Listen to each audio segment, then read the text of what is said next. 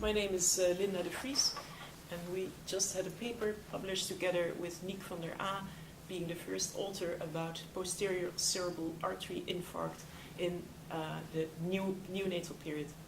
So actually, when we were thinking about children with PCA, posterior cerebral artery stroke, it was interesting that we could not find anything at all in the literature. When you think about neonatal stroke, most people will immediately think about the middle cerebral artery infarct and will think about children presenting with neonatal seizures and developing a unilateral spastic cerebral palsy later on in infancy.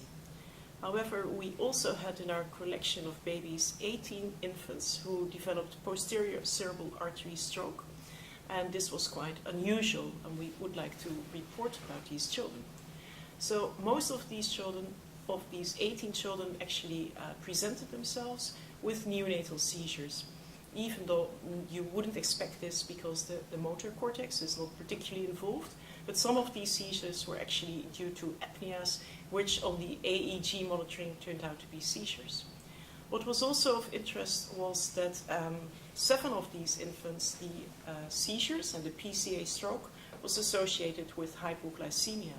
And we know that bilateral posterior infarcts are often associated with hypoglycemia, but here we had children with unilateral posterior cerebral artery stroke who also had the hypoglycemia, sometimes in the context of perinatal asphyxia, as the first presenting symptom of PCA stroke.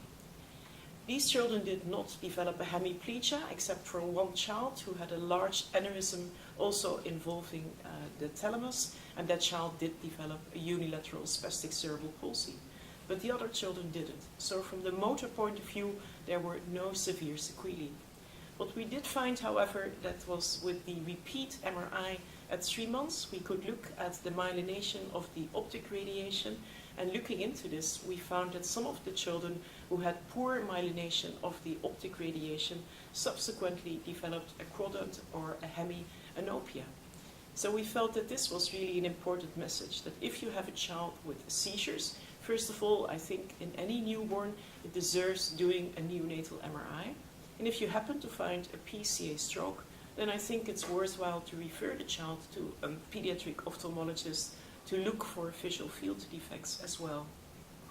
From the cognitive point of view, some of these children were still quite young, but most of the children being tested with the Griffith score at 18 months or the Bailey at 2 years were well within the normal range. So the main message, it's about 16% of all neonatal stroke is due to a PCA stroke. Think about the myelination of the optic radiation at 3 months, and really think about referral of the child to the pediatric ophthalmologist.